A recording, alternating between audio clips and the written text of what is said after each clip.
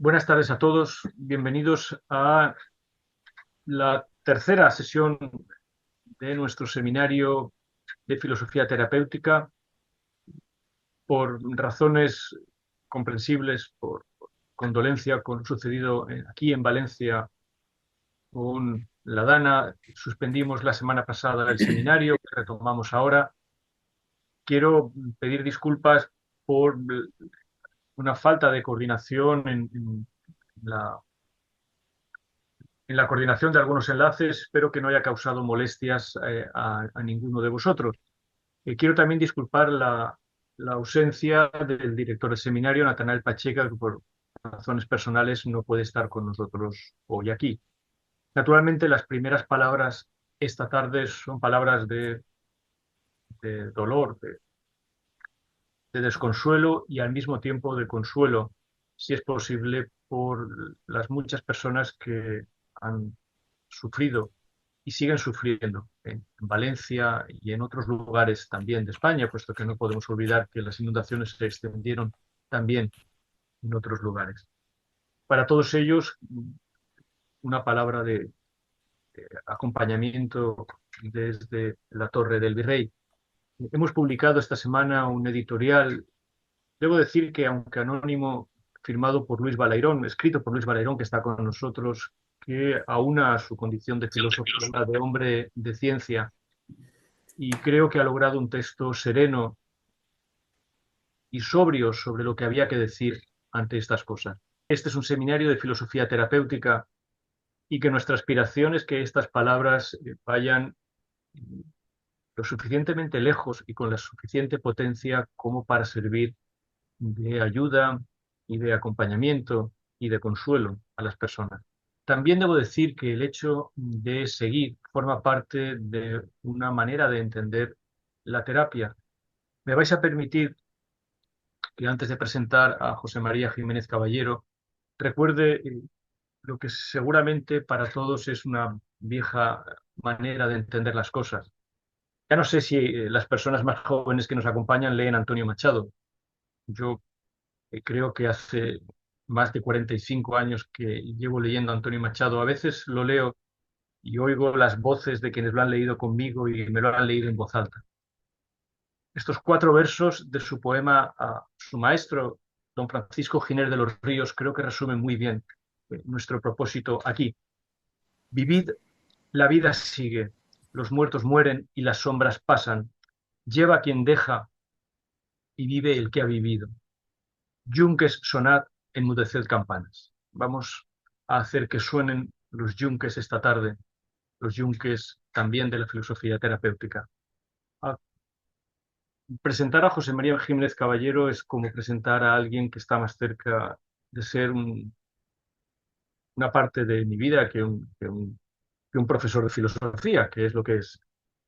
Conocí a José María Jiménez Caballero cuando era un joven estudiante de bachillerato en los Alcázares, otra tierra que conoce muy bien los peligros del agua y las inundaciones y la negligencia de la clase política de este país. Yo recuerdo en los Alcázares haber salvado literalmente a un compañero suyo de las aguas cuando me lo encontré yendo hacia mi instituto, donde él estudiaba, encaramado a una señal de tráfico. Paré mi coche, el agua empezó a entrar, lo subí al coche y juntos llegamos como pudimos hasta el instituto donde aquel muchachito entró. Así que José María sabe muy bien estas cosas. Diría que lo considero una especie de hijo mío. Lo quiero demasiado como para pensar de otra manera. Pero lo decisivo es que está aquí porque lleva muchos años trabajando un aspecto de la filosofía que me parece muy importante. Está leyendo con profunda atención a uno de los autores menos leídos, casi secretos de la filosofía del siglo XX, Jacob Klein. Y leer a Jacob Klein es naturalmente hacerse cargo de un legado de ciencia, como discípulo que fue de Husserl, como alguien que tuvo que salir de la Alemania que impedía que su condición de judío le permitiera vivir y trabajar, y que después desarrolló un trabajo muy atento de lectura de los textos platónicos, que ha comentado con profundidad, y sobre todo se convirtió en el decano de una de las instituciones que nos sirve de referencia en la Torre del Virrey. Fue decano durante muchísimos años del St. John's College en Annápolis, dando forma al programa de educación liberal y de grandes libros que en tantas ocasiones nos ha servido de referencia. Jacob Klein fue el maestro de Eva Braun, que falleció la semana pasada con 95 años, a la que hemos traducido aquí en La Torre. José María ha traducido también a Jacob Klein sus comentarios platónicos, y que son, por así decirlo, maestros extraordinariamente queridos por nosotros, personas que, que nos han iluminado. Yo recuerdo con muchísimo cariño cuando preparábamos la traducción de la música de la República de Eva, las cartas todavía a mano que Eva nos enviaba alentándonos en esa traducción. Creo que esta tarde vamos a tener una grandísima ocasión de filosofía terapéutica, y que merecerá la pena meditar casi cada una de las palabras que José María va a decir y transmitir, las suyas y las de los autores que ha estudiado, con el empeño, como digo, de que las palabras sirvan también para consolar en estos momentos. Muchas gracias a todos por estar aquí. José María, muchas gracias por la preparación de tu ponencia y por estar con nosotros. Adelante. Bien, poco más he de decir a lo que ha añadido Antonio. Sé que son momentos difíciles sobre todo para la zona donde estáis, un poquito más abajo, la parte de abajo del Turia. Ha sido un desastre, pero hay un sentido último y específico de la filosofía platónica, que es la preservación de lo creado. La preservación de lo creado es, de algún modo, la exigencia ulterior de la filosofía platónica, que creo que es lo que necesita ahora la gente de allí, de Valencia. Mi ponencia, sobre todo, va a tratar, en primer lugar, la relación que hay entre la muerte y el filósofo. Después veremos, a partir de una comparación entre el Fedón y algunos aspectos de la tragedia ática, cómo la filosofía tiene un poder terapéutico que la tragedia aspira a tener, pero no tiene. Y después pasaré, precisamente utilizando a Barnett como puente, la relación entre la no terapéutica de la tragedia con la terapéutica de la filosofía, centrándome en el concepto de therapeia. Más que therapeia, del therapeistai, ¿vale? Que es el verbo que Platón utiliza en el Cármides. A partir del Cármides, haré un comentario de lo que significa la enfermedad política y la medicina política en algunos diálogos de la obra en algunos diálogos platónicos, y entre los que está el Gorgias, Pelis la República, las leyes. Y después pasaré a comentar algunos aspectos de la filosofía de Klein. Sobre todo si este aspecto terapéutico es recuperable en la actualidad y si esta característica terapéutica del diálogo es transmisible. La pregunta sería si el filósofo es imitable. Ya sabemos que los poetas imitan, pero no sabemos si el filósofo es imitable. Y para empezar, precisamente, con esta cuestión, lo primero que hemos de comentar es, partiendo precisamente de Jacob Klein, de su comentario al Menón, la imposibilidad de definir bien qué es un diálogo platónico. En realidad, Klein no tiene una definición de diálogo platónico, digamos que lo deja en el aire. Viene a decir en su comentario que el diálogo platónico puede ser interpretado desde un punto de vista cómico, puede ser interpretado como un mimo, puede incluso ser interpretado como una tragedia. Lo que sí está claro es que tanto Klein como Altman, y esto es fundamental para entender el concepto de Thanatos y su relación con la filosofía, es que los diálogos han de ser leídos desde un punto de vista dramático. Solo desde el punto de vista dramático podemos entender cuál es la fortaleza de la filosofía a la hora de asomarse a la muerte. la percepción que la filosofía, disculpadme que estoy resfriado, la percepción que la filosofía tiene de la muerte no genera la parálisis y el lamento que genera la tragedia, ni mucho menos. Digamos que el saber sobre la muerte, la filosofía tiene un carácter, esto sí, de verdad, catártico, pero no una catarsis en un sentido aristotélico, que no sabemos muy bien qué es, ni siquiera Anne Carson sabe lo que es, ¿eh? Al menos a confesión de Simon Critchley, sino que en un sentido trascendental. Leer dramáticamente los diálogos platónicos implica percibir el sentido del final de la vida del filósofo. Y esto es fundamental para percibir y entender bien el Fedón, que es donde en realidad se da una de las grandes características terapéuticas de la filosofía. Al leer desde un punto de vista dramático los diálogos platónicos, tenemos que el final de la vida del filósofo es cubierto más o menos, teniendo por los diálogos oficiales, por 4 diálogos fundamentales.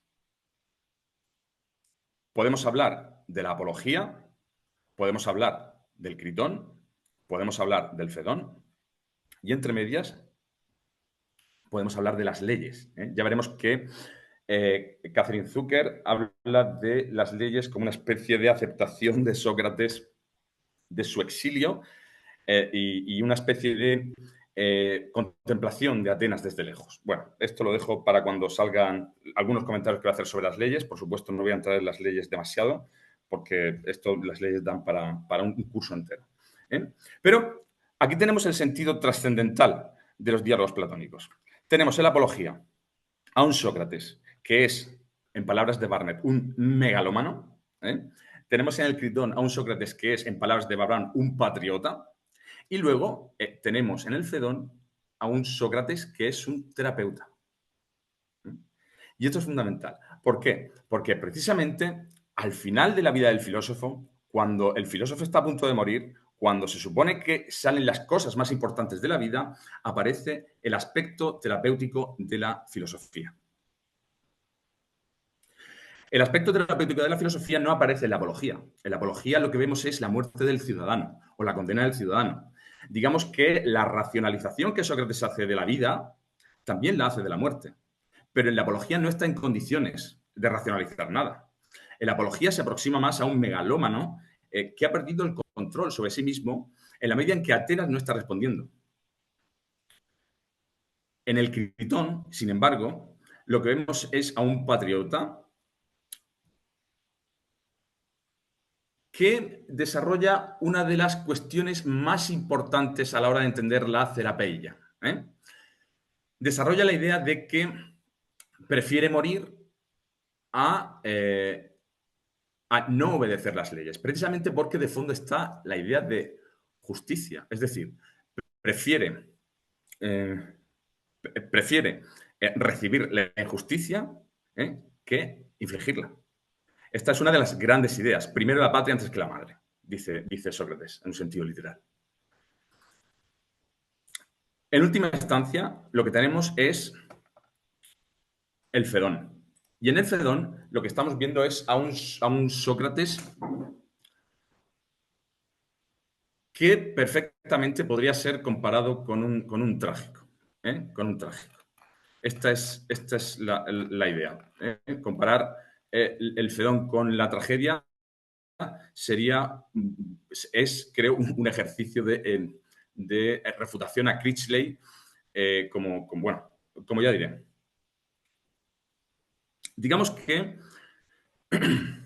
una de las grandes cuestiones que surgen en este sentido es la búsqueda de la filosofía, de la sabiduría por parte de Sócrates. Es decir, que solo la búsqueda de esta sabiduría o solo a partir de la búsqueda de esta sabiduría estamos en condiciones de enfrentarnos a la muerte tal y como Sócrates se enfrenta a la muerte.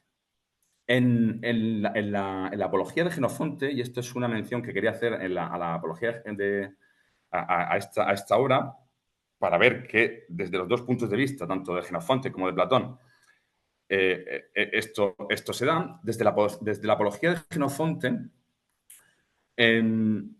Jenofonte hace preguntarle a Sócrates, oye, Sócrates, ¿te has preparado el juicio? ¿Te has preparado el juicio al que vas a ser sometido? Y Sócrates le comenta, llevo toda la vida preparándome para el juicio. De algún modo, perseguir la sabiduría implica prepararse para estas cuestiones trascendentales. Y en este sentido, cuando Sócrates se acerca a las personas que no persiguen esta sabiduría, como son, por ejemplo, los tres, cuando en la apología de Sócrates, la de Platón, se acerca a los tres acusadores, ninguno tiene la capacidad de decirle qué es la sabiduría. Creo que en este sentido,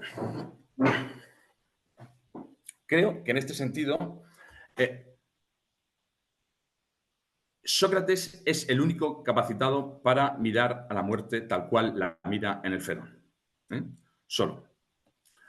Y en ese sentido, el Fedón es una obra importante. Es una obra importante por muchas cuestiones. Primero, es el testimonio de la muerte de Platón, pero sobre todo, es una especie de tragicomedia donde el sentido terapéutico aparece por todos sitios. Digamos que hay una cosa que me llama mucho la atención, que es la incomprensión de los amigos de Sócrates cuando Sócrates acepta su muerte. Esto es señal de que sus amigos, de forma inmediata, no han entendido lo que Sócrates quería decir. Sí, sabemos que luego Atenas se llenó de academias, de filosofía. Platón había una academia precisamente para continuar el legado de Sócrates. Pero de inmediato sus amigos le dicen, pero Sócrates, ¿qué estás haciendo?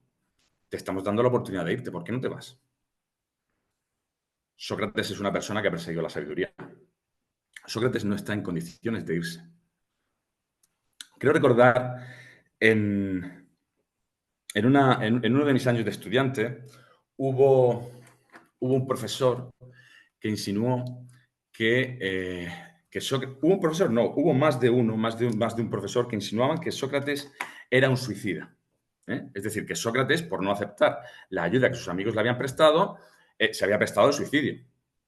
Creo que esta visión del Sócrates suicida es completamente equivocada. Es completamente equivocada porque, primero, en el Fedón rechaza de lleno Platón el suicidio. Rechaza. Y segundo, no acaban de entender precisamente el sentido último del Fedón, que el filosofar es prepararse para la muerte. Y es prepararse para la muerte en el sentido de que la filosofía siempre tiene que estar cerca del alma. Es precisamente en esta cercanía del alma la que, primero, nos va a permitir entender por qué el filósofo es un ser moribundo. Y segundo, por qué la terapéutica pasa precisamente por esa, digamos, revalorización del alma que hace Sócrates. En el Fedón, precisamente, se dan las condiciones del relato cuando es el propio Fedón el que dice, bueno, le dice a Quécrates, que es el interlocutor, le dice, bueno, yo la verdad es que no sentí ningún tipo de pena por Sócrates. Y le dice Quécrates, pero ¿por qué no sentiste ningún tipo de pena por Sócrates? Porque lo vi feliz. Fedón no está diciendo que esté feliz porque va a morir. Fedón está diciendo que está feliz porque el filósofo no le puede tener miedo a la muerte. Porque el filósofo vive cerca del alma. Vive cerca del alma. Este es el asunto. Vive cerca del alma y persigue la sabiduría. Y en la medida en que vive cerca del alma y persigue la sabiduría, no está en condiciones de acercarse a la muerte desde la tecné. Desde cualquier tecné. Desde cualquier especialización. Lo que nos está diciendo Sócrates es que no existe, y este es el misterio de la vida, no existe ninguna tecné para la vida. Ni siquiera sabemos qué es perseguir la sabiduría, tal vez. Yo, por más que he leído ahora para prepararme esta conferencia, pienso en qué significa perseguir la sabiduría y todavía tengo dudas de lo que significa perseguir la sabiduría. Lo que sí sé es que hay una valoración del alma, una valoración del alma, y hay un desprecio precisamente por, no un desprecio, sino, digamos, una contemplación del cuerpo como algo pasajero. Eva Brandt habla del Sócrates del Fedón como el Salvador, como el Teseo. En este sentido, sí que es verdad que es en cierto modo el Salvador. Es Salvador porque en la obra se da una paradoja. Se da la gran paradoja que le da el carácter terapéutico al Fedón. Y la gran paradoja que le da el carácter terapéutico al Fedón es que los amigos que van a hacerle compañía precisamente son los que salen curados de la visita a Sócrates. Así lo reconoce Fedón. Y así lo he propuesto en uno de los textos que podría leer ahora. Esto es lo que yo quería proponer. Esto es lo que yo quería proponer. En el segundo texto, dice, que él tuviera algo que decir tal vez no es nada sorprendente, pero lo que más me asombró fue, en primer lugar, cómo recibió el discurso de los jóvenes con placer, benevolencia y admiración. Luego, cómo percibió, tiene el texto 2, con agudeza lo que habíamos experimentado bajo el efecto de las palabras y finalmente cómo nos curó bien y cómo quienes habían huido y habían huido derrotados nos llamó de vuelta y nos animó a seguir conversando y a examinar el discurso en conjunto. Por tanto, lo que tenemos, un momento, lo que tenemos es a un Sócrates que mediante la palabra, un Sócrates más calmado que la apología, mediante la palabra ha tenido la capacidad de curar precisamente a quienes venían a hacerle compañía. Y todo esto entre elementos de comicidad. Hay un elemento fundamental. Primero, hay dos referencias a la tragedia griega. Hay un momento en el que dice Sócrates, vale, asumo mi destino, voy a morir sin ningún tipo de problema. Dos elementos cómicos más son, por ejemplo, el hecho de que Sócrates, de que sus amigos encuentren a Sócrates escribiendo poesía. El mismo Sócrates escribiendo poesía. O componiendo himnos a Apolo. ¿Qué hace Sócrates escribiendo? ¿Eh? Otro elemento cómico que convierte al Fedón en una tragicomedia. Su propio carcelero, el que le da cicuta, se acerca y le dice Sócrates, apártate, por favor. Y cuanto menos hables, mejor. Y después se acerca, ya al final del diálogo, y le dice, oye, que yo en el fondo no estoy de acuerdo con lo que te está pasando, le dice el carcelero, que yo estoy de acuerdo contigo. Estos elementos cómicos, dramáticos, de algún modo, hacen del Fedón la manifestación más trascendental de la curación por la palabra filosófica. Ya no es una curación por la palabra que tenga que ver con los ensalmos ni con nada de esto, aunque esté muy presente. Después haré una referencia breve a esto. Pero hacen del Fedón el momento más trascendental de la filosofía y el momento más trascendental de la filosofía se convierte en un proceso curativo. Insisto en que estoy hablando desde el punto de vista del dramatismo de los diálogos. Cuidado. Claro. Esto choca directamente con la propuesta de Simon Critchley. Simon Critchley lo que nos dice es que, bueno, en primer lugar, Simon Critchley habla de, también lo tengo en el texto, le podéis echar un vistazo sobre todo a la primera línea del texto, habla de que en la actualidad la tragedia de la filosofía es que no existe una filosofía de la tragedia. Claro, Critchley, contra todo pronóstico, Steiner ya había matado y enterrado la tragedia, precisamente porque era irreproducible, decía Steiner, en un libro que es inconmensurable, en La muerte de la tragedia, si no recuerdo mal. Critchley ha visto en la tragedia, para la actualidad, una especie de elemento superior a la filosofía. Una especie de elemento superior a la filosofía. Por muchas cuestiones. En primer lugar, porque es un buen elemento que refleja el conflicto en democracia. El conflicto en democracia. Es un buen elemento, dice Critchley, que refleja los conflictos que tienen que ser resueltos y, en consecuencia, el concepto de justicia actual. Refleja muy bien los conceptos irresolubles y cómo es la naturaleza. Por otra parte, dice que la tragedia nos ayuda a situarnos a nosotros mismos como partícipes en la misma tragedia que vivimos. Bien, yo no estoy negando que la tragedia, ni mucho menos, a mí la tragedia me fascina, pero yo no estoy negando que la tragedia no tenga ningún valor. De hecho, es una manifestación cultural que a mí no deja de sorprenderme. Aquí el problema está en pensar que la tragedia tiene algún poder renovador para la democracia. Para la democracia. Creo que en este sentido, Critchley anda equivocado. Precisamente él es el que habla de la tragedia como el espejo donde se mira una sociedad que está en decadencia. Sí que es verdad que la tragedia expresa una verdad que es inevitable. Con esto es innegable. La tragedia expresa el desastre del destino de todos los seres humanos, que estamos sometidos a la temporalidad y a la muerte. En este sentido, esto es inevitable, ¿vale? Pero otra cosa es que podamos hacer un uso político de la tragedia, que es lo que pretende Critchley. A mi modo de ver, creo que esta confianza que tiene Critchley queda anulada en el momento en que no es incapaz de reflejar lo que Hegel llamó la Aesthetic Light, ¿vale? Algo así como la comunidad ética.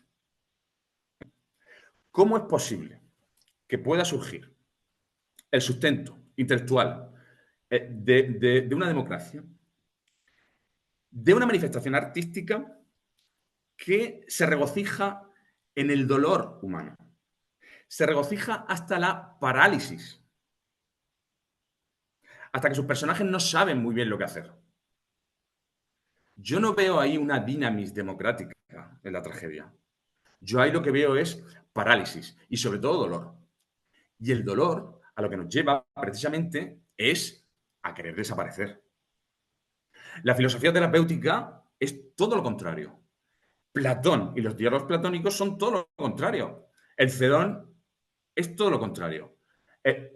Lo que hace la filosofía terapéutica de Platón en este caso es, en primer lugar, vivir con la máxima excelencia posible. Y segundo, y lo más importante, prolongar la vida todo lo que se pueda.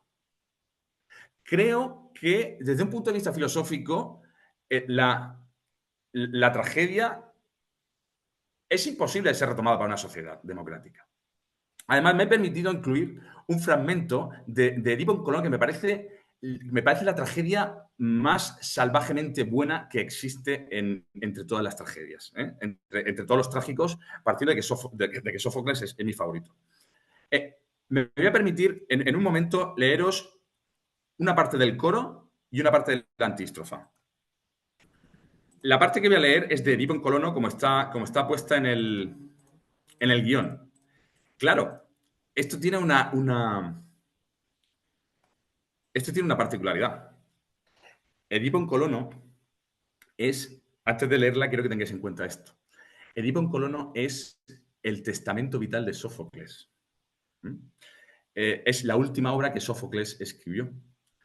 Digamos que es su visión de la vida y de la muerte. Y lo que tenemos que tener en cuenta también es una cuestión muy precisa, que es que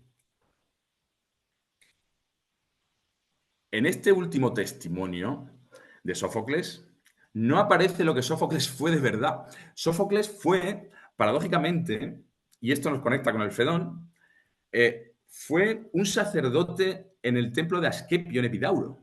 Es decir, fue un sacerdote al servicio de uno de los dioses de la medicina en Grecia. Es decir, no deja de ser paradójico que Sófocles, uno de los sacerdotes de la medicina en Grecia, uno de los introductores del culto a Asclepio en Grecia, nos deje un párrafo como este que es totalmente paradójico. Leo. Dice el coro, en un momento dado, la tragedia está avanzada, Edipo ya ha llegado harapiento a Colono, entonces Teseo, bueno, pues está cuestionando qué puede hacer, qué no puede hacer, se ha enterado de que sus dos hijos están a la riña precisamente por él. Bueno, De repente el coro aparece y dice: todo el que esté interesado en una vida más larga, prescindiendo de la normal, ese será claro para mí que oculta torpeza. Porque la prolongación de los días ha puesto ya multitud de hechos más cerca del dolor que de otra cosa. Mientras lo deleitable no lo verá por parte alguna cuando uno llega a una edad mayor de la debida. En cambio, cuando los derechos propios del Hades hacen acto de presencia, sin cantos nupciales, sin sones de lira y sin danzas, no hay más que auxiliar, no hay más que un auxiliar igual para todos. La muerte al fin. La muerte al fin. Y dice la antístrofa: no haber nacido aventaja. A cualquier otra consideración y de haber nacido, volver cuanto antes allá, precisamente de donde ha venido. Es como mucho lo segundo mejor. Es decir, que estamos presenciando del mismo, sacerdote de Asclepio un canto a la muerte. Creo que Dipon Colono refuta todo lo que Chrisley tenga que decir sobre la tragedia. Porque precisamente Dipon Colono lo que nos está animando es a desaparecer, a no nacer. Y la filosofía es completamente lo contrario. He leído esta parte del coro de la antístrofa porque me parece de una fuerza absolutamente poderosa. Poderosa. Y creo que Sófocles es muy significativo en este sentido. La tragedia no genera una dinamis en los seres humanos, no genera una aspiración, no genera una aspiración a permanecer, a fundar, a proteger lo construido, como dice Platón en las leyes, sino a desaparecer. A desaparecer. Bien.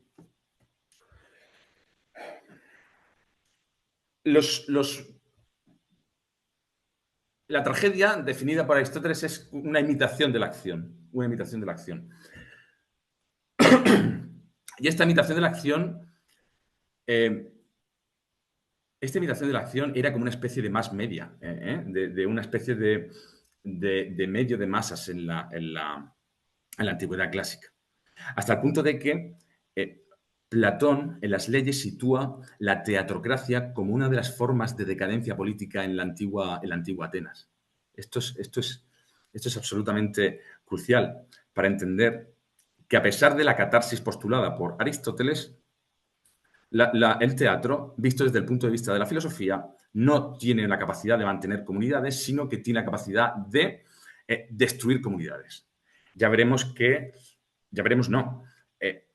El mismo Platón, en el libro de la República dedica a la tiranía, que es el 9, cita y dice: el tirano tiene por sabio a los trágicos. Y el tirano es precisamente el activo más poderoso a la hora de enfermar a las comunidades. Y esto es importante porque, claro, la filosofía terapéutica se mueve en el mismo plano que se mueve la tragedia. Se mueve en el plano de las palabras. Las viejas epopeyas homéricas ya dan, en cierto modo, una visión de esta terapéutica mediante la palabra. El canto 1, por ejemplo, cuando Aristóteles llama a los dánaos para corregir la peste, las flechas de Apolo, ya tenemos ahí una actitud terapéutica a partir de la palabra. Después se hacen conjuros, en salmos, todo lo que hay que hacer. En el capítulo 22 también, el capítulo 22 de la Odisea, Ulises es atacado por un jabalí. Cuando lo curan, de repente Ulises pide que le rece unos ensalmos. En este sentido, el carácter terapéutico no es únicamente ni está cerrado a la filosofía. El carácter terapéutico está abierto también a más manifestaciones culturales. Lo que pasa es que la filosofía tiene la capacidad de racionalizar este carácter terapéutico. ¿Y por qué tiene la capacidad de racionalizar este carácter terapéutico? Pues por una cuestión muy, muy, muy importante, que es la aparición no de la medicina sacra tal cual la dice Luis Gil en su obrita Therapeia, no de la medicina sacra, que es la vieja medicina popular de los purificadores, de los Cathartai. No, la medicina técnica, la de Hipócrates. La aparición de la medicina es fundamental. En el guión hablo de que hay un desajuste entre la medicina y la filosofía. ¿Por qué hay un desajuste entre la filosofía y la medicina? Muy sencillo. La medicina no se hace, ni la medicina, bueno, la medicina no se hace eco de la filosofía, pero la filosofía absorbe la medicina. Y la medicina hipocrática trabaja bajo unos preceptos muy específicos. Sobre la medicina antigua, lo primero que se ve es un rechazo a la filosofía, en concreto en su parte 20. Es un rechazo a la filosofía, en concreto a la filosofía presocrática. Él nombra a Empédocles. Y es precisamente porque la filosofía presocrática no tiene la capacidad de fundamentar un concepto de hombre que sirva para aplicarse al pronóstico. La medicina hipocrática se le conoce sobre todo por el concepto de pronóstico, es decir, de proyectar al futuro la evolución de una enfermedad y de su cura. En la medida de eso, el desprecio hacia la filosofía, insisto, presocrática, es fundamental.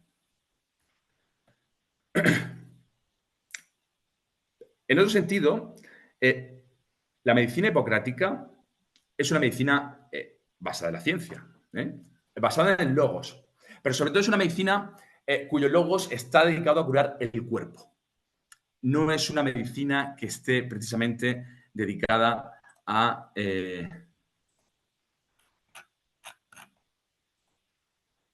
curar el alma. En este sentido, la filosofía tiene mucho que decir. Tiene mucho que decir precisamente por un problema que surge también sobre la medicina antigua con el profano. Hay un problema que lo señala Jagger en su obrita Paideia, pero basta con ir a sobre la medicina antigua para contemplar cuál es el problema. La medicina antigua, y creo que en cierto modo en la medicina actual hay algo de ello, en la medicina antigua hay un cierre, un repliegue de la medicina sobre sí misma. Hay un repliegue de la medicina sobre sí misma en el sentido de que aparecen dos conceptos fundamentales, que es el demiurgos y el idiotés. El demiurgos es el médico que tiene la capacidad de hacer un pronóstico. Y el idiotés es el ignorante enfermo que quiere saber cómo está, pero no quiere investigar. Como el idiotés no quiere investigar, va y le pregunta al demiurgos. Y el demiurgos le da una lección de lo que le pasa al idiotés. Aristóteles ha hablado de esto en un sentido político. Aristóteles habla del idiotés en política como la figura del ciudadano que no quiere meterse en política. Es decir, que tiene vida social, pero no tiene la capacidad no quiere, no es incapaz de entrar en política, no quiere por voluntad, por ignorancia. Este esquema se reproduce en la filosofía platónica, pero no se reproduce en la interacción entre el idiotés y el demiurgos. Digamos que el idiotés de la filosofía es mucho más idiotés que el idiotés. El idiotés de la filosofía es el amacés, el ignorante. ¿De acuerdo? Entonces, como si la filosofía fuera un espejo de la medicina y como si la filosofía pudiera incluir el alma en su forma de curar, en paralelo, la filosofía comienza a ver que la relación entre el demiurgos y el idiotés se traduce en algún momento entre el filósofo y el que es ignorante. Claro, aquí tenemos un problema. El idiotés se cierra en banda, es decir, es una comunidad cerrada, pero el filósofo no puede cerrarse en banda. El ignorante no es el que está enfermo y quiere saber qué le pasa. El ignorante es el que ha nacido ignorante y no quiere saber. Es decir, la inmensa mayoría de seres humanos. Y aquí la filosofía tiene un problema. Aquí es donde se necesita la medicina política. Y aquí es donde la tragedia no puede intervenir. ¿Por qué no puede intervenir la tragedia? Porque, y aquí es donde cito a Barnett, en su ensayo magnífico que tradujeron Ricardo y Antonio, Barnett nos dice que la tragedia no tiene un concepto de alma tal cual la diseñó Sócrates. Sócrates formula un concepto de alma ligado a la personalidad. Y en la medida en que está ligado a la personalidad, ese concepto de alma está implicado en el cuerpo y puede cambiar, puede desarrollarse, puede convertirse en estúpido. Es decir, tenemos localizada la causa de tu estupidez. Y en ese sentido la filosofía puede llegar a trabajar y puede empezar a trabajar. ¿Cómo? Localizando dónde está la ignorancia dentro de ese alma, de esa alma. Claro, en el desarrollo de los diálogos platónicos esto está presente. Está presente en muchísimos diálogos platónicos el sentido de la sabiduría y el sentido de la ignorancia. Pero sobre todo el sentido de la enfermedad política. La enfermedad política está en la tiranía. Y uno de los principales diálogos, o uno de los primeros diálogos en el que nos podemos fijar, precisamente por muchas cosas, por muchos ámbitos, pero precisamente porque Sócrates se desvincula de, de la medicina, es el Cármides. El Cármides es un diálogo donde Platón discute donde Sócrates discute primero con Cármides y luego con Critias. Y en ese sentido es un diálogo muy curioso, porque precisamente Sócrates llega de Potidea. Llega de Potidea y, invitado por Querofonte, llega al gimnasio y lo primero que pregunta Sócrates es, bueno, ¿y aquí qué hay de la filosofía? Aquí, ¿qué hace esto de la filosofía? ¿Cómo va la filosofía? Y ese muchacho tan bello. ¿Y la belleza? ¿Qué pasa? ¿Cómo va esto? Y en este sentido, Sócrates inicia una conversación en el momento en el que Cármides aparece. Critias le pide a Critias le pide a Sócrates que se haga pasar por un curandero, por alguien que recita en salmos. Y Sócrates, de algún modo, se muestra un poco reticente. Sócrates empieza la conversación. Y Critias le dice que Cármides es un agazón, es decir, alguien que es bueno por dentro y por fuera, una persona excelente. Una persona excelente. Y entonces Sócrates empieza a indagar en qué sentido el joven tirano, Cármides, fijaos, Cármides y Critias, los jóvenes tiranos, es un muchacho excelente. Y surge una conversación sobre la sofrosine. Y en la conversación sobre la sofrosine, lo primero que le dice es que para estar bien del cuerpo hay que estar bien del alma. Porque una cosa que no hace la medicina griega es considerar el alma como una forma de estar bien también corporalmente. Y esto es fundamental. Y aquí Sócrates nos está diciendo, y Platón también, nos está abriendo el campo de la medicina a la propia filosofía. Esto es muy interesante, porque el final, Eva Braun considera el final como algo muy curioso porque el tirano empieza a ser tirano al final. Pero al final Sócrates acaba despreciando el salmo y Cármides rogándole que le rece o le cante o le conjure en el salmo. O le conjure en el salmo. Bien, la enfermedad política empieza aquí. Hay conocimiento, el conocimiento sin bien es villanía, dice Eva Braun. Ese podría ser una de las grandes enseñanzas del Cármides. El saber del saber que defiende Cármides. No tiene ningún sentido. El conocimiento sin bien es villanía. Tal será la conclusión. Pero la enfermedad política no acaba en el Cármides. La enfermedad política se pronuncia muchísimo más en un diálogo que seguro que identificaréis rapidísimo como algo, como con el libro Primero de la República, que es el Gorgias. El Gorgias es un diálogo central para entender qué significa la cerapeia y, si no la cerapeia, la capacidad de curar, que ya veremos qué significa en el fondo la cerapeia, si no la capacidad, sí, qué considera Platón y qué considera Sócrates como una enfermedad del alma. En el Gorgias, sobre todo, se identifica la enfermedad del alma con la injusticia. En el Gorgias hay tensiones. Hay una tensión entre la filosofía y la retórica, evidentemente. Sócrates con Polo y con Calícles, perdón. Hay una tensión entre la salud y la enfermedad, y hay una tensión entre la salud y la enfermedad del cuerpo y del alma. Nos interesa sobre todo la enfermedad del alma, y la enfermedad del alma es la injusticia. ¿Cómo se cura la enfermedad del alma, que es la injusticia? Se pregunta Sócrates. Pues se cura con justicia. Con justicia. Tanto en el Gorgias como en la República 1 se lanza una de las primeras doctrinas y de las más importantes para entender la Therapeia socrática, que es a la que me he referido en el Critón. Hay que preferir recibir la injusticia a infligirla. Esto es fundamental. Porque una sociedad de personas que prefieren esto es una sociedad saludable, es una sociedad sana. Una sociedad que prefiere lo contrario es una sociedad donde el tirano campa a sus anchas. Pero esto es fundamental de entender, porque al final del Gorgias hay algo terrible que Sócrates dice.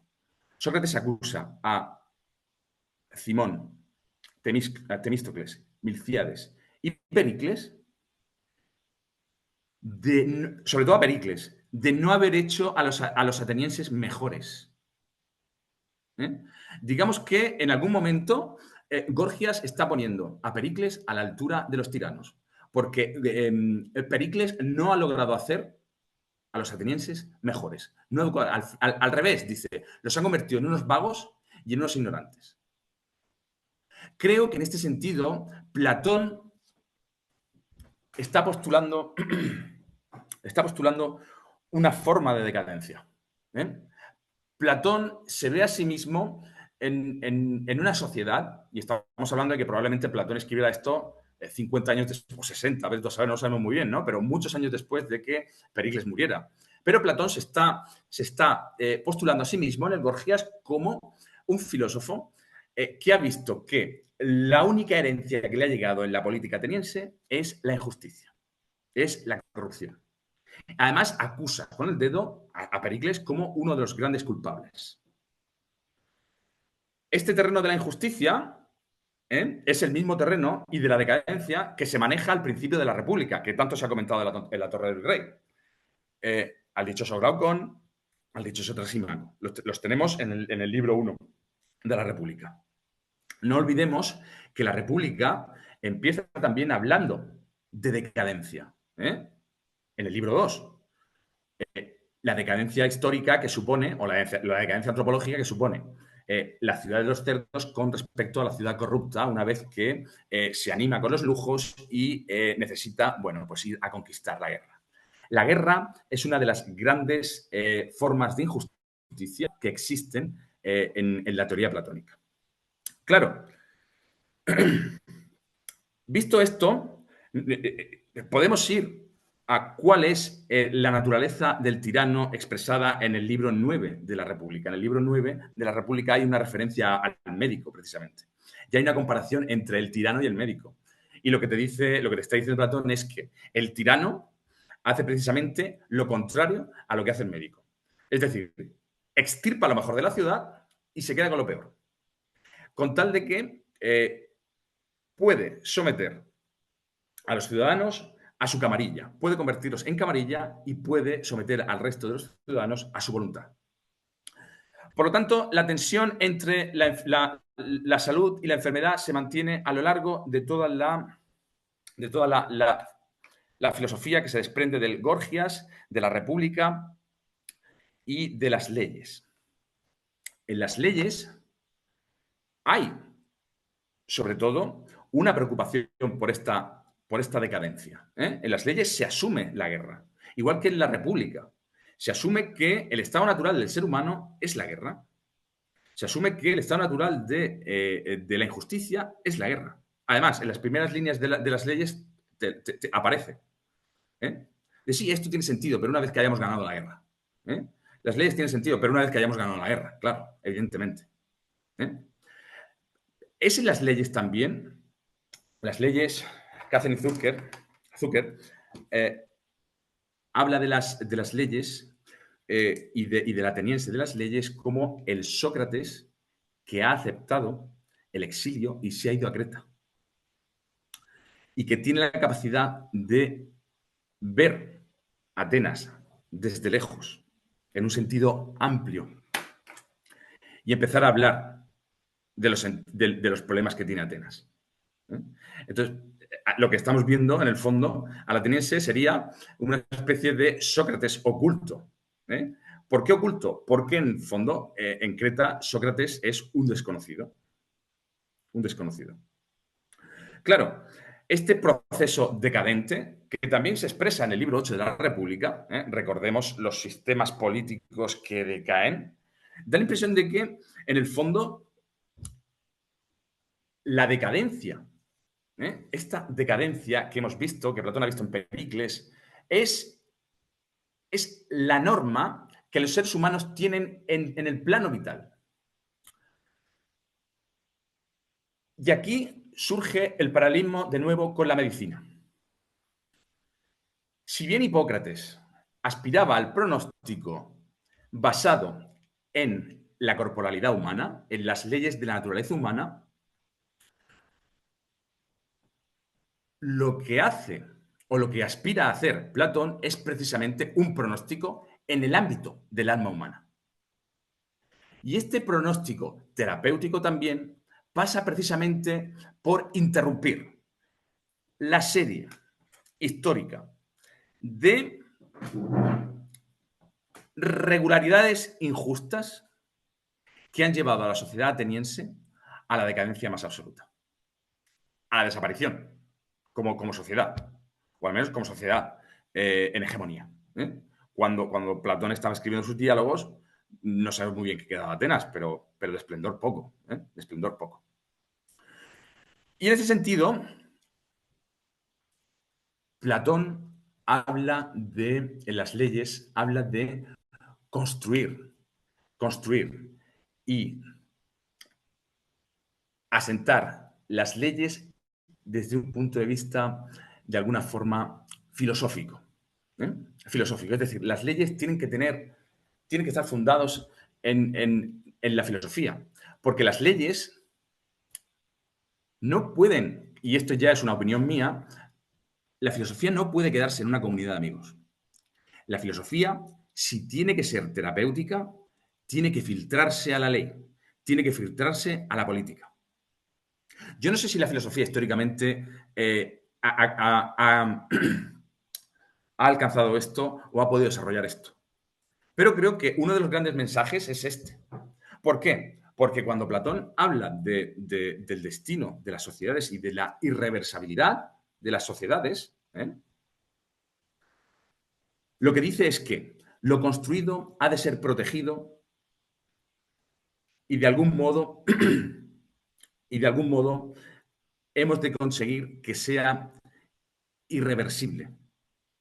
Y para esto es necesario que, dice, el alma y la cabeza. El alma y la cabeza de un consejo que él postula en el último libro de la República, formado por los jóvenes y los ancianos de la ciudad. Las leyes, ¿cuánto tiempo llevo hablando? Para lo que tú querías hablar, quizá más. Llevas una hora hablando, casi. Llevo una hora hablando. 50 minutos. Vale, Y vale. si quieres que haya una intervención después del público, debes pensar en 5 minutos más. Vale. Bien. Bien, bueno. En este sentido, creo que el culmen de la terapia política o de la medicina política, a grandes rasgos, viene precisamente y se encuentra ahí, en la capacidad de irrumpir el curso de la injusticia e imponer con un órgano, que él dice, o con las leyes hechas con el alma, digamos que el legislador, de algún modo, es el médico. En algún punto de las leyes habla del legislador como el médico también. Y es el médico que tiene la capacidad de combatir la injusticia. Y en las leyes, precisamente, vuelve a salir también, es como si hubiera retomado la apología otra vez, en este libro extrañísimo, la idea de que merece la pena más, o lo correcto es preferir recibir la injusticia que infligirla. Claro,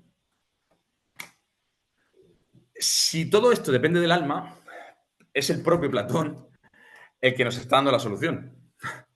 Claro, pero no voy a entrar en la nosidad de los conceptos, de la línea y de la alegoría de la caverna y bla, bla, bla. porque Platón creo que es mucho más directo y mucho más práctico a la hora de exponerlo. Y esta practicidad la encontramos en el Menón. En el Menón, dice yo solo hago preguntas, dice, el filósofo solo hace preguntas, ¿verdad? Solo hace preguntas. Pero en el Menón, donde se habla de problematizar y entorpecer, después del famoso pasaje en el que Sócrates habla y hace ver al servidor que tiene los conocimientos sin haberlos adquirido, es decir, que los tiene innatos, hay una frase que es fundamental, justo en ese pasaje. Poco después podría terminar el Menón. Le dice Sócrates a Menón, dice, ¿ves, Menón? Dice, lo hemos hecho mejor. Dice, a partir de ahora verás como la próxima vez que le pase, investigará. Creo que no se puede expresar mejor el sentido terapéutico, nada de conceptualizaciones. No se puede expresar mejor el sentido terapéutico que en esta idea. Fijaos la comparativa entre el Menón y el Gorgias. Si en el Gorgias nos ha dicho Sócrates, ves, Pericles no supo hacer mejor a los ciudadanos atenienses. Y en el Menón se nos está diciendo, ves, Menón, lo hemos hecho mejor. Verás cómo ahora no le vuelva a pasar lo que le ha pasado. Hay un cambio. Hay una solución. Creo que el Menón representa el inicio del diálogo interno que supone una educación filosófica con respecto al ser humano. La próxima vez el servidor va a dialogar consigo mismo y se va a replantear el hecho mismo de si quiere permanecer quieto o no. Patočka lo dice muy bien en su Platón y Europa. Patočka dice, el centro mismo de la teoría platónica está en el alma. Y lo que Platón consigue, pretende y aspira es a poner el alma en movimiento.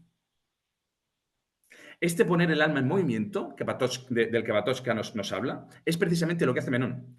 Es precisamente la solución que necesita todo este sentido decadente de la historia. Necesita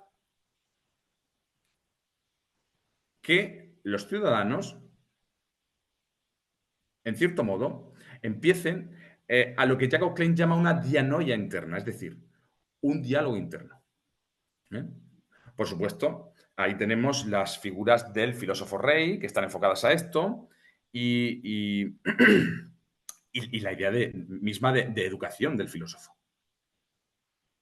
Pero considero que el Fedón indirectamente nos da precisamente la respuesta a la corrupción, que, por otra parte, encarna la retórica y parte de la tragedia. ¿Por qué no vamos a decirlo? Todo esto es condición de posibilidad, perdón, todo esto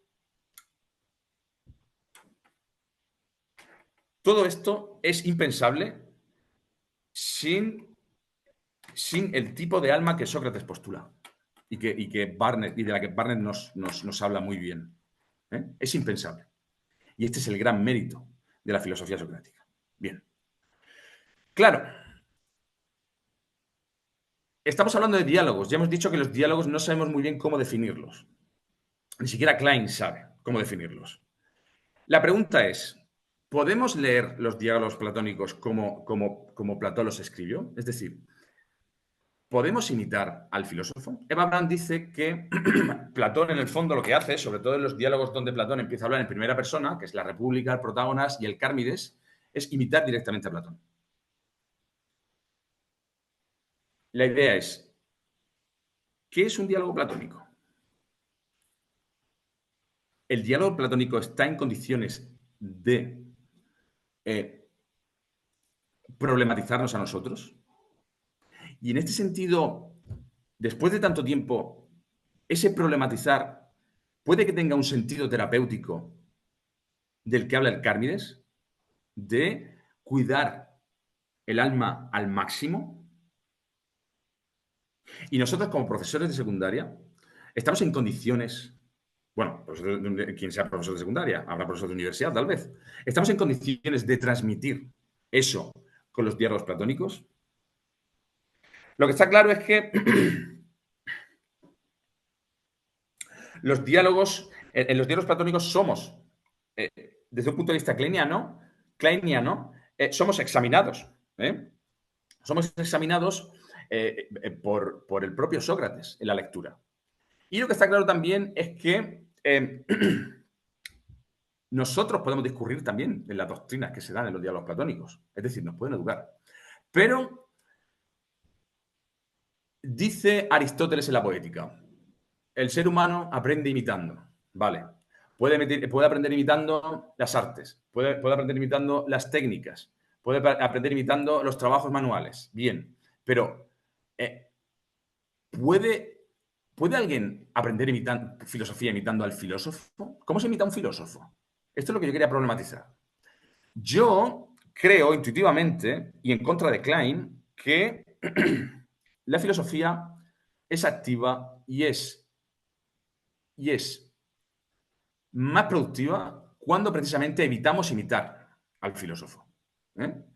Creo que esta es mi intuición. Y creo que voy a acabar aquí.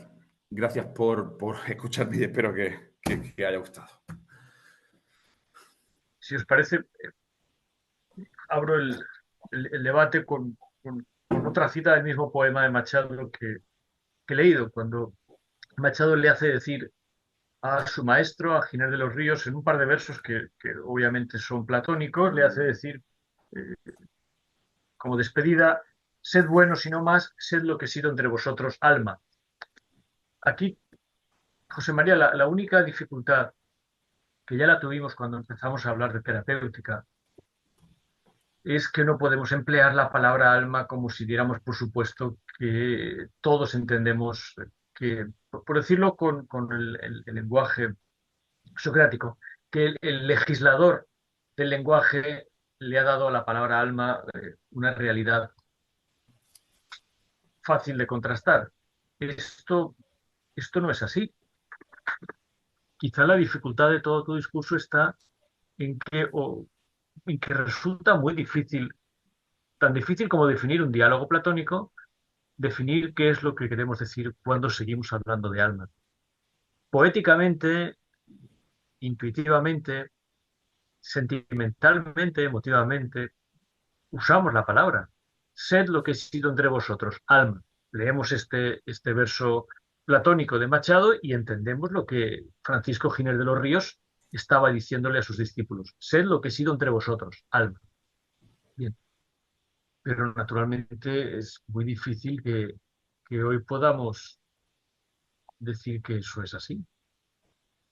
Hemos de atrevernos, a riesgo de no seguir perpetuando una superstición, hemos de atrevernos a dar una definición de alma, que sea lo suficientemente operativa más allá de las resonancias y de las evocaciones poéticas que yo creo que tienen un lugar en nuestra vida. Es decir, no podríamos hablar sin evocar, no podríamos hablar si no fuera, si nuestra habla fuera solo denotativa, necesitamos connotaciones maravillosas, necesitamos evocaciones, rememoraciones, y seguramente la respuesta más clara podría ser que, que es la platónica, por otra parte, ¿no? En el Menón, con una claridad asombrosa, cuando podríamos decir, el alma es simplemente algo que recordamos. Bien, y el propio Sócrates dice, y lo voy a dejar aquí porque no puedo decirte más. Aunque añade, aunque estaría dispuesto a defender esto ante quien fuera. Pero le da este valor. Creo que el comentario, aunque de pasada, es bueno. El alma es algo que recordamos. Bien, magnífico. Tiene algo que ver con algo que recordamos y que se ha olvidado. Pero creo que, puesto que no vamos a imitar a Sócrates hasta el punto de limitarnos solo a decir lo que ha dicho, deberías, deberíamos, creo que, honestamente, poder decir algo de lo que queremos decir cuando decimos alma, para que tenga un sentido lo que decimos cuando decimos estamos cuidando el alma o estamos mejorando al ser humano. Hasta aquí, es simplemente esta objeción, Sí, que no es ninguna objeción. sí, A sí, mí no me sí. No, tienes sí, que sí la entiendo, convencer de pero la existencia del alma. claro, pero en el fondo el concepto de alma ha sido un problema para la filosofía también.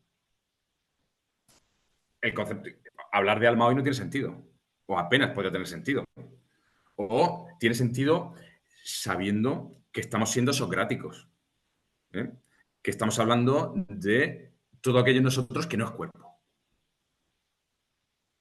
Bueno, pero más allá de un juego de lenguaje, te diría, bueno, pero decir, entre nosotros hay científicos.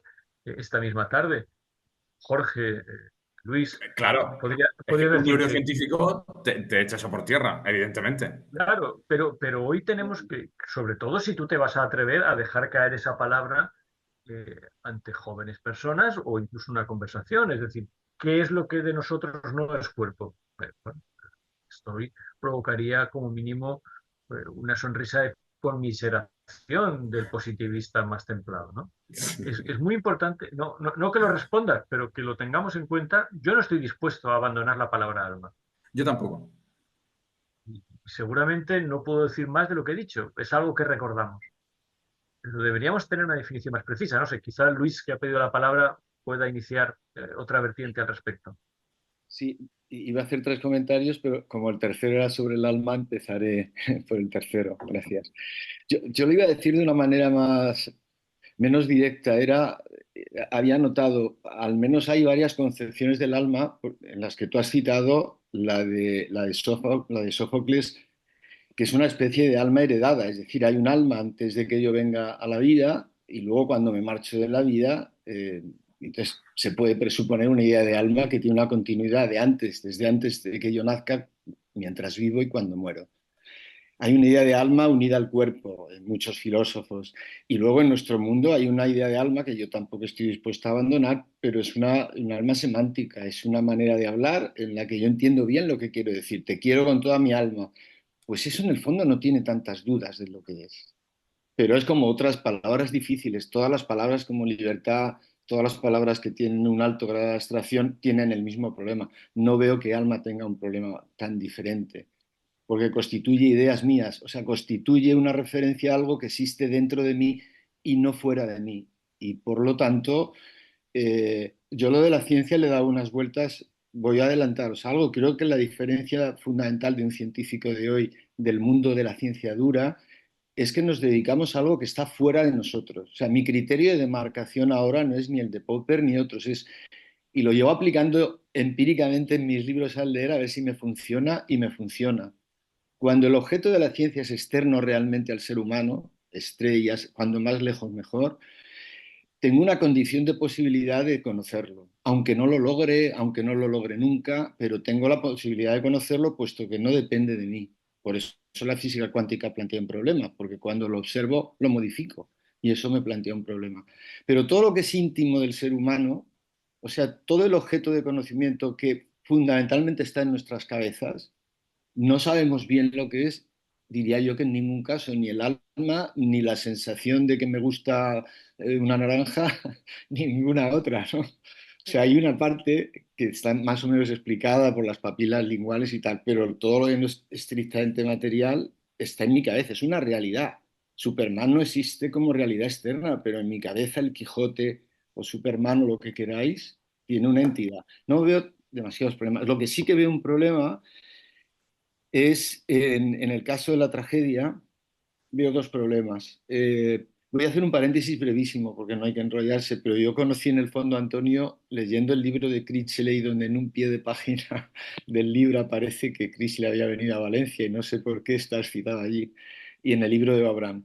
El libro de Critchley a mí me sorprendió mucho, pero recuerdo, si no estoy equivocado, que más bien anunciaba él una solución a su dilema, que era un juego de palabras, la tragedia de la filosofía y la filosofía de la tragedia, pero que yo sepa luego no ha dado fin a esa obra proyectada. Se ha dedicado a escribir y yo creo que es simplemente que no ha logrado responder a lo que él creía que tenía una respuesta. Lo que yo quería decir es, la tragedia, según otras lecturas de un profano en cierta medida, a mí me ha llegado, o yo la leo como un catálogo de mitos, como un inventario de los mitos de la antigüedad, y por eso nos vale. No nos vale porque dé soluciones, sino porque es como el inventario casi de enfermedades del ser humano. Por eso tiene un gran valor. Pero tampoco he visto yo que nunca tuviera la voluntad de curar. Y por lo tanto está bien, pero no sé si tú lo ves así, porque me parece, es como pedirle demasiado a la tragedia, por decirlo de alguna manera. Chrisley se lo había pedido y ha fracasado. No, Eh, y lo último, definitivamente. lo tercero y último, y con eso ya te dejo, me crea problemas siempre, aquí a veces lo he dicho y he visto que no se entendía o que yo no me explicaba más bien, el tema del sujeto filosófico.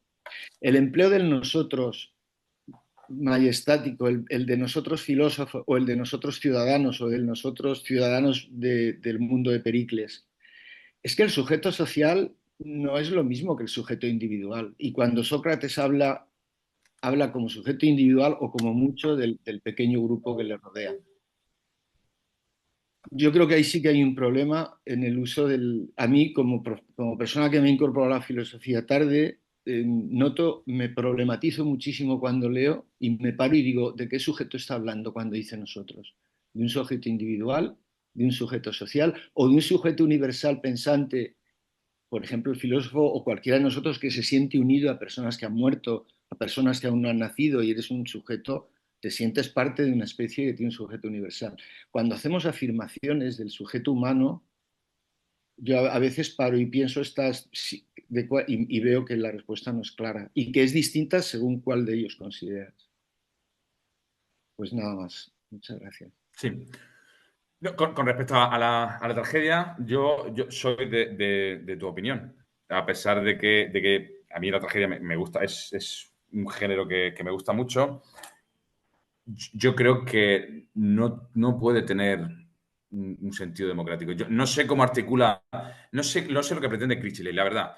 Cuando dice que refleja el conflicto humano y que nos hace a nosotros percibirnos a nosotros mismos como viviendo en un mundo donde nosotros somos partícipes de la tragedia, eh, en realidad no sé dónde quiere ir.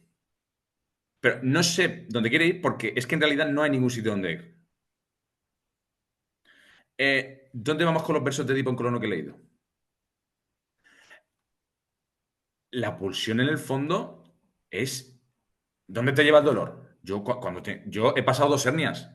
La primera bien, en la segunda, si me hubieran dado un tiro de gracia, lo hubiera agradecido. ¿Dónde te lleva el dolor? A querer desaparecer. ¿Cómo se puede constituir una comunidad de permanencia, una mejora en una comunidad política a partir de la idea de dolor? La idea de dolor no lleva a ningún sitio más que a querer desaparecer. Disculpa, pero ¿no Esto es lo que no piensas que acabo de entender. el Que, primer que- que escalón para sea el hablar... reflejo. Sí, sí, sí. No, no, pues yo quería decir, ¿no piensas que el primer escalón para hablar de justicia es tener ante los ojos un buen catálogo de injusticias? Porque el primer paso para concebir la justicia es saber lo que es injusticia. Pero es que está pasando una moto aquí muy ruidosa y no te he oído lo último que has dicho.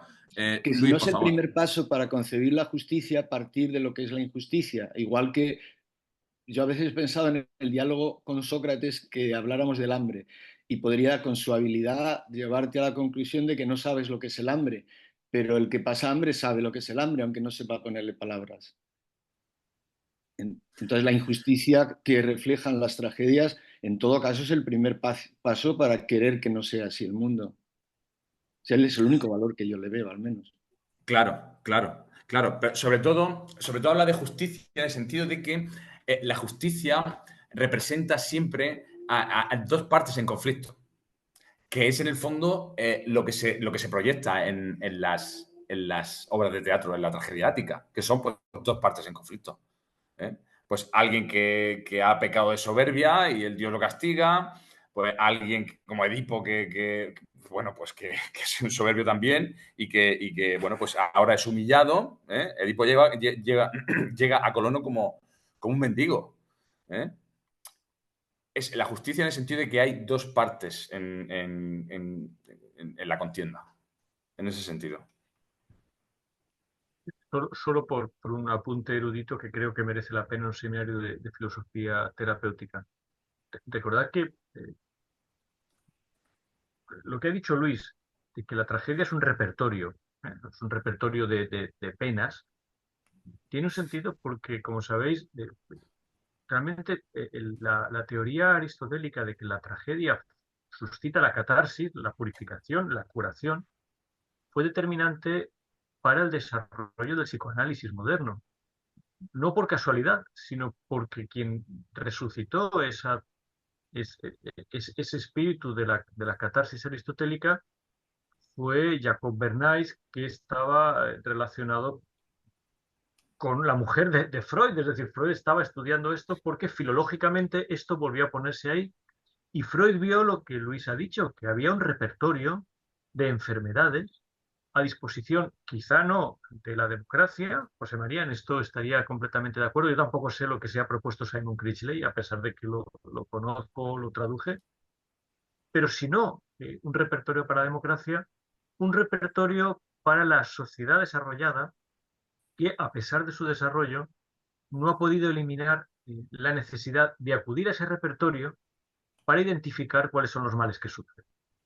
Y no es ninguna casualidad que el psicoanálisis empiece con terminología trágica, es decir, con los viejos mitos de la tragedia, que son, que son el catálogo de enfermedades que urgentemente hay que poner al servicio de lo que está pasando en la actualidad. Por eso no es ninguna broma que la limitada observación aristotélica, aquí lo que se produce es una catarsis por miedo del terror y de la piedad. Esto que es un apunte en un libro del que conocemos la mitad, cuando la filología del siglo XIX lo recupere, se ponga al servicio de una disciplina médica completamente nueva que no es.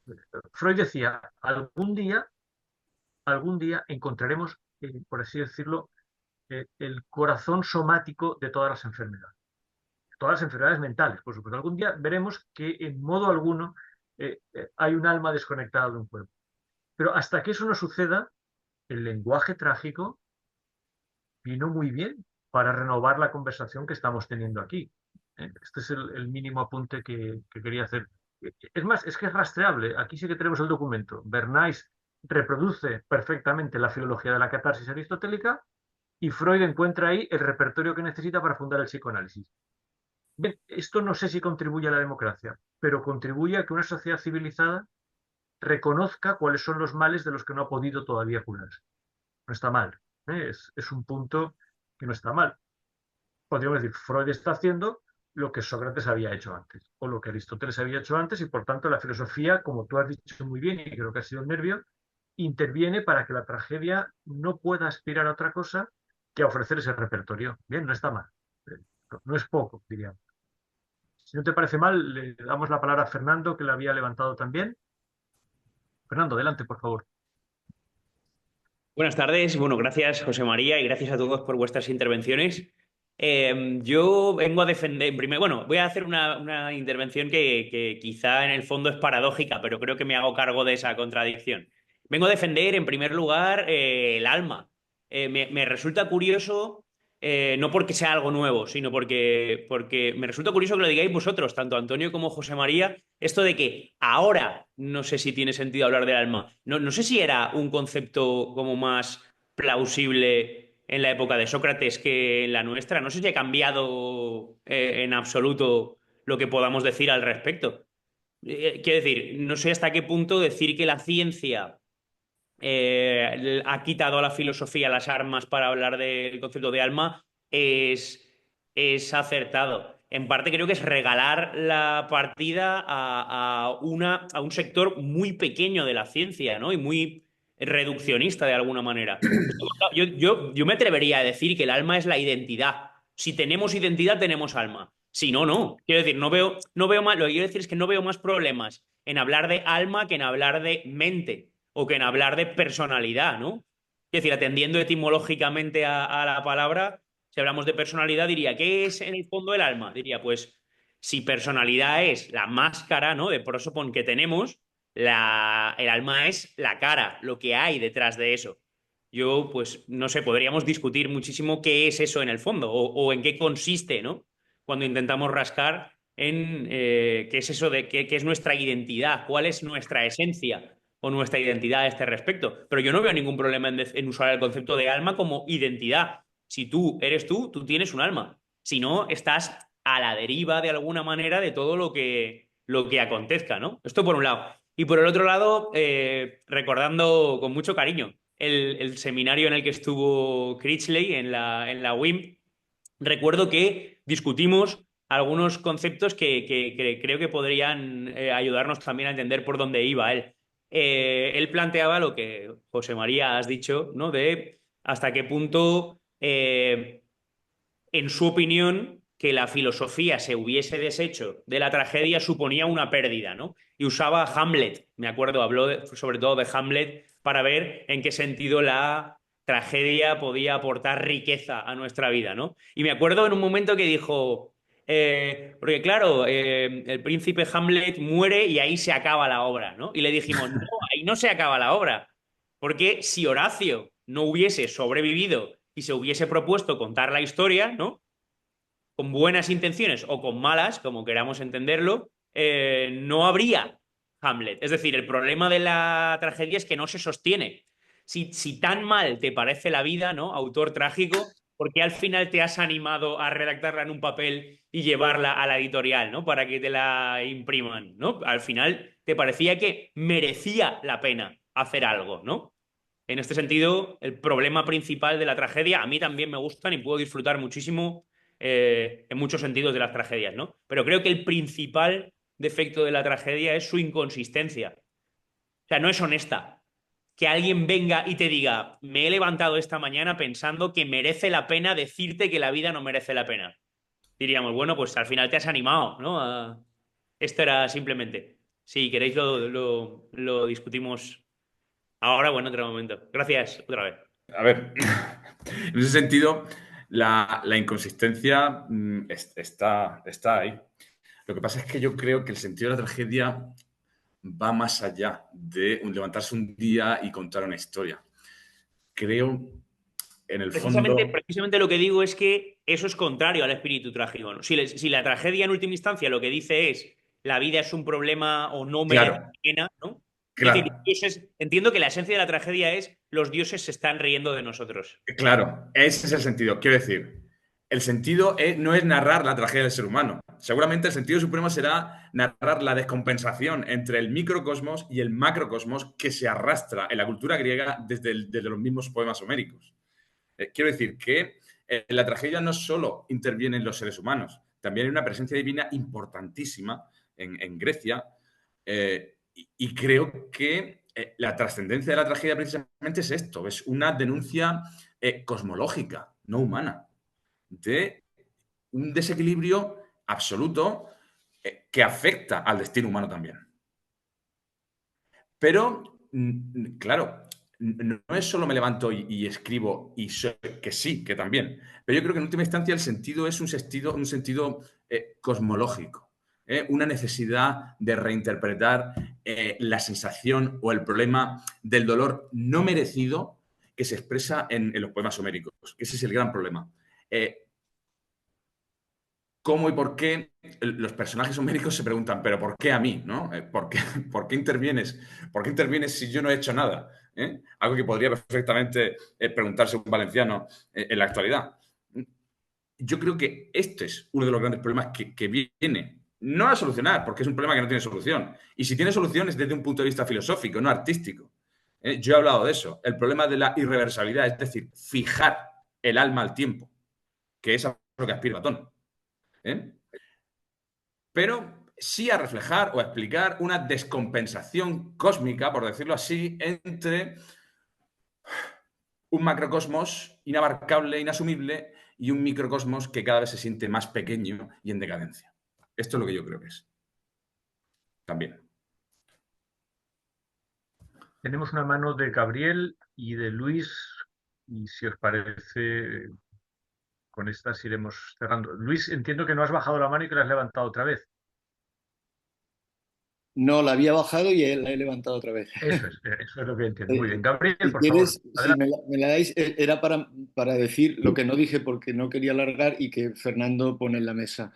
Es que, a ver si lo hilo rápidamente. Uno, la tragedia griega, en ella subyace el destino de los seres humanos que queda en manos de los dioses. Y la filosofía posterior, al menos se me ocurren tres respuestas de las que ha habido. Una, la más cercana a la de Kant, diciendo, no, la autonomía del ser humano es la que permite que nos enfrentemos con un pensamiento propio y que no nos resignemos a estar en manos de los dioses. Dos, la de un Albert Camus posterior, que lo que viene a decir son las mismas palabras que se han dicho ahora, es el clama contra el silencio del mundo ante el grito del ser humano, que no le da respuestas. Y, si, y Schopenhauer, y en las citas que hace Nietzsche de Schopenhauer, pues describe también un universo que nos supera por todos los lados.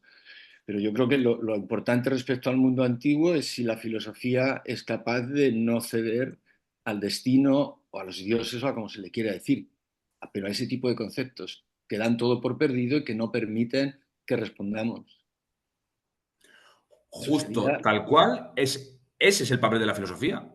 Abrir camino donde estos señores no lo abren. Ese es el sentido último de la terapéutica, de la terapéutica platónica. Es más, casi que me atrevo a decirte que el concepto de cerapeia en la filosofía platónica es un trascendental, que es casi tan importante o más que el concepto de eros. Fíjate lo que estoy diciendo, ¿eh? De eros en el sentido en que Platón lo plantea en el banquete. ¿Eh?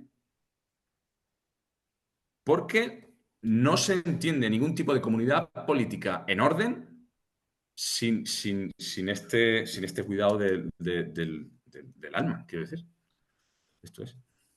Sí, si se me permite muy brevemente por responder, o sea, por comentar, hacer un pequeño comentario a los comentarios de Luis y José María. Sí, estoy de acuerdo en este sentido. Lo que precisamente creo que reluce o se muestra, ¿no? En el hecho de poder expresar o reproducir una tragedia, ¿no? Es que si es esta queja frente a un destino más o menos problemático, si eres capaz de quejarte es porque no estás completamente sometido, ¿no? Quiero decir, el hecho mismo de la queja ya implica una inconsistencia con respecto a la queja, ¿no? De estoy fatal. Si puedes decirlo, es porque no estás completamente fatal, ¿no? Te queda ahí un resquicio de resistencia, si queremos Sí, decirlo sí, así, ¿no? Creo que es una de sí. las pocas, o sea, una de las principales denuncias de la filosofía respecto a la tragedia, ¿no?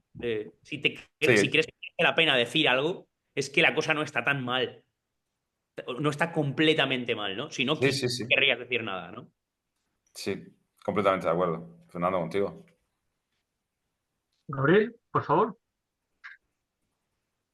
No, sí, lo que iba a decir es una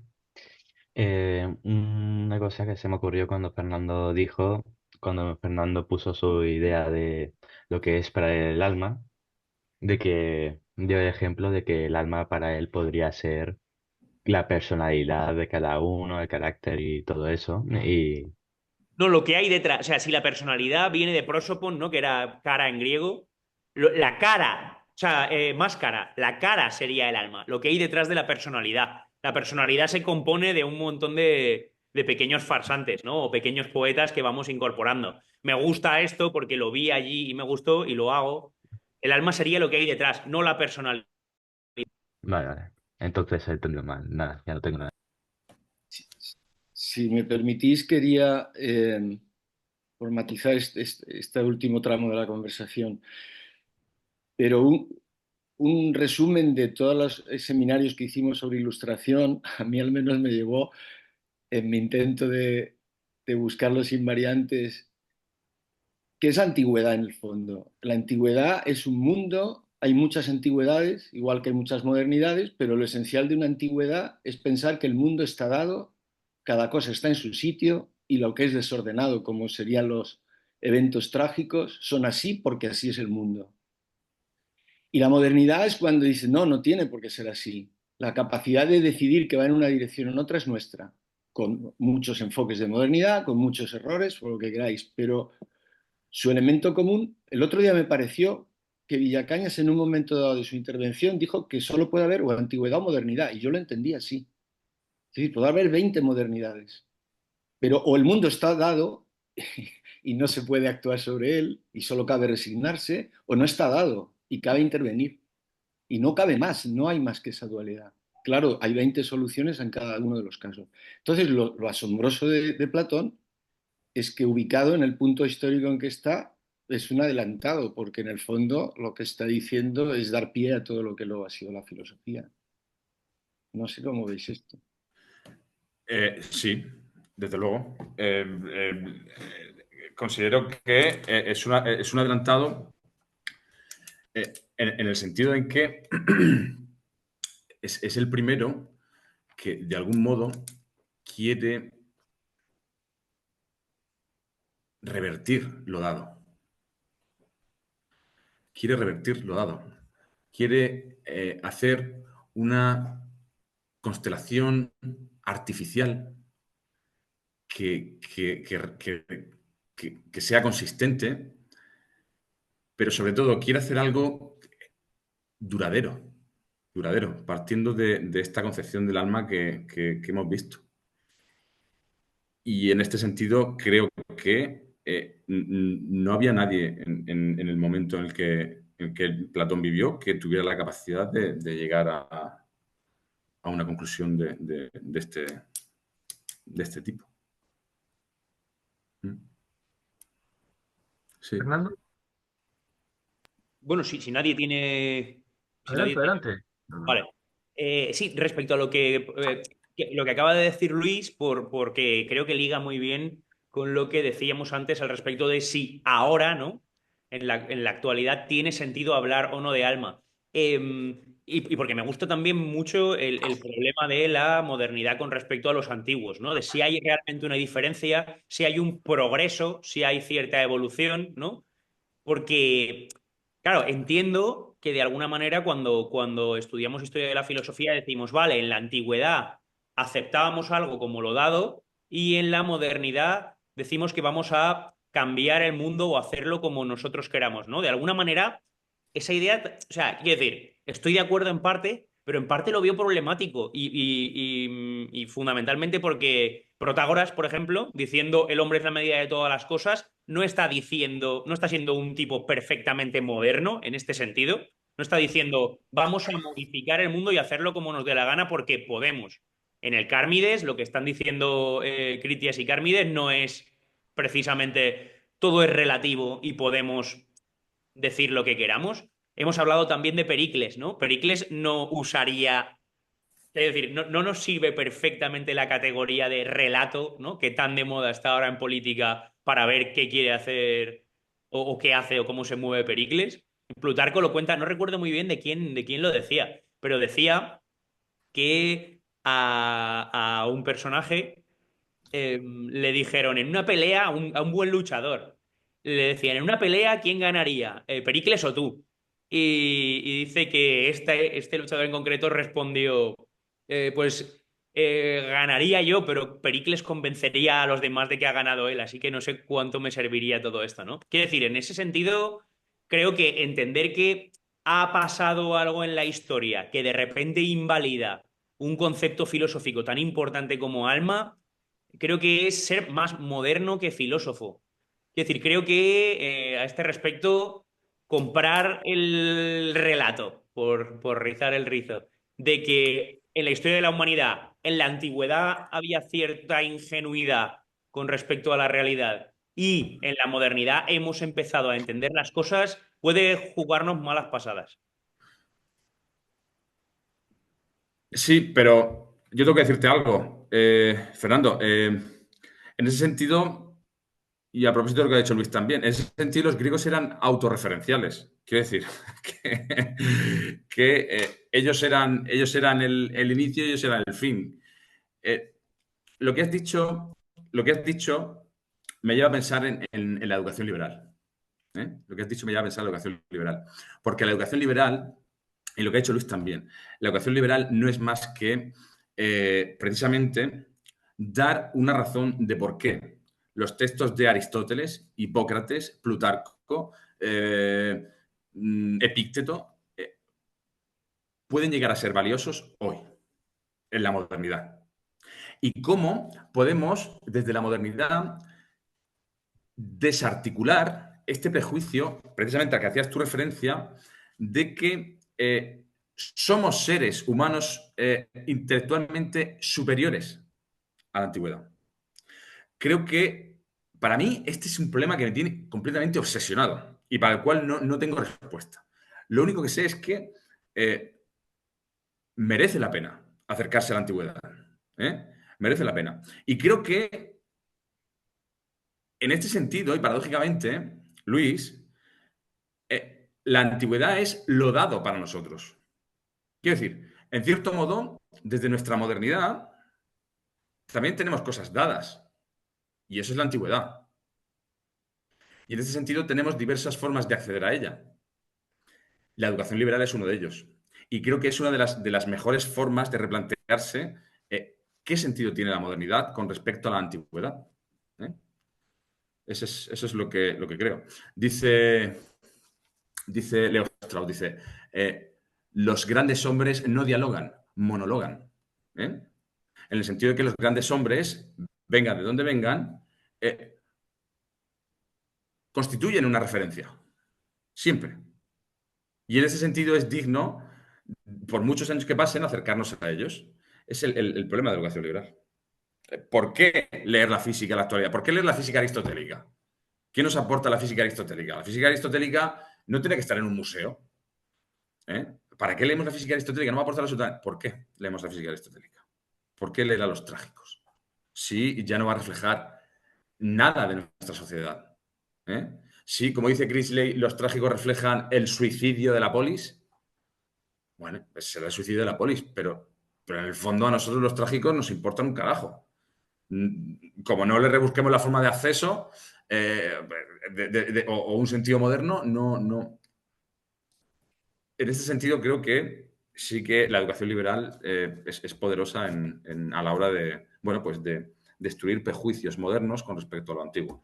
A propósito de lo que tú estabas diciendo, Fernando, de creernos en los modernos o los postmodernos, ya no sé cómo llamarnos, la verdad, muy bien, bueno, pues seres intelectualmente superiores y considerar a ellos más ingenuos. Creo que es una forma de reconciliación y de aceptar lo dado. De aceptar lo dado. Y en ese sentido creo que la modernidad también tiene cosas dadas y es eso. Otra cosa es que queramos aceptarlas o no. Iram, tienes la palabra. Me alegra de que estés con nosotros. Hola, buenas tardes. Bueno, tardes aquí en Costa Rica. Buenas noches para ustedes allá en Valencia, para la mayoría. Tengo una pregunta y después la quiero justificar. Mi pregunta es eh, para el profesor Jiménez Caballero. ¿Cómo lidia? Creo que esa es la palabra tal vez que quiero usar. ¿Cómo lidia la educación liberal con el concepto de alma? Y lo quiero traer a raíz de que yo recuerdo que en aquel seminario sobre la primer palabra de la Ilíada, magnífica sesión tuya, Antonio, por Menis. cierto, Menis, esa herida que dejaba abierta la Ilíada, lo quiero retomar porque, por ejemplo, y cuando se define el tirano en la República, está hablando de cómo Pisístrato llegó al poder. Y qué curioso, Pisístrato llegó al poder, Pisístrato es la definición junto con Pericles que se hace en la República del tirano, y resulta que el tirano es el que nos da la literatura.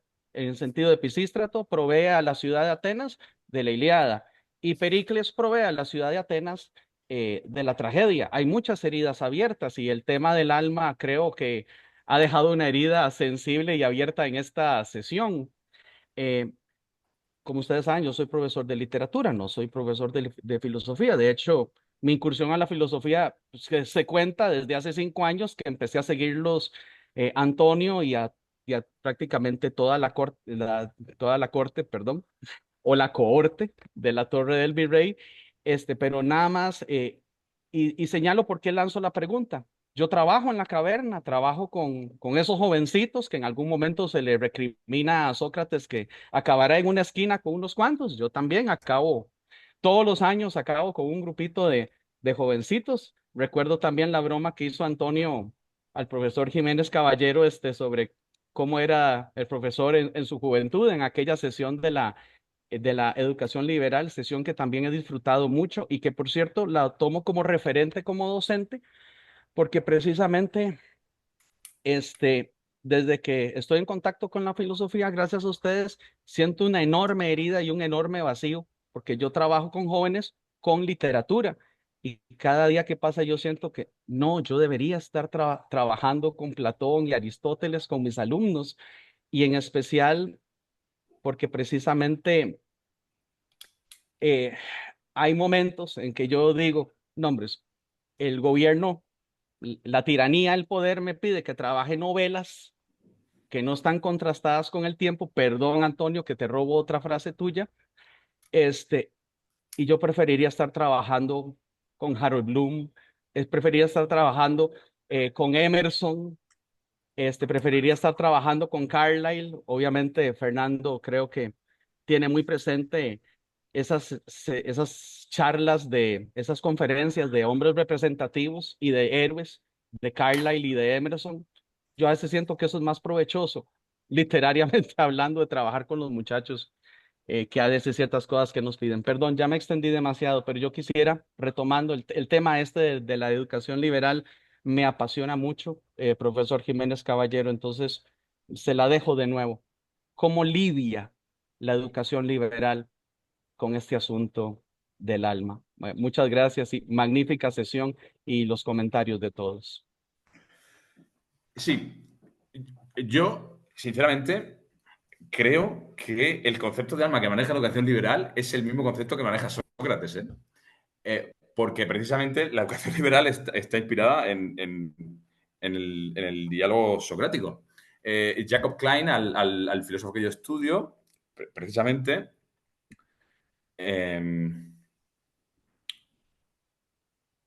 acabó siendo escolarca del St. John College. Acabó siendo escolarca con la idea casi en paralelo a la Academia Platónica. Quiero decir, cuando uno se acerca a la educación liberal, necesariamente tiene que aceptar los preceptos de la antigüedad. Y eso es una forma de humildad. Una forma de humildad. Es una forma de acceso a la antigüedad. Cada época tiene su forma de acceso a la antigüedad. Nosotros accedemos a través de la educación liberal.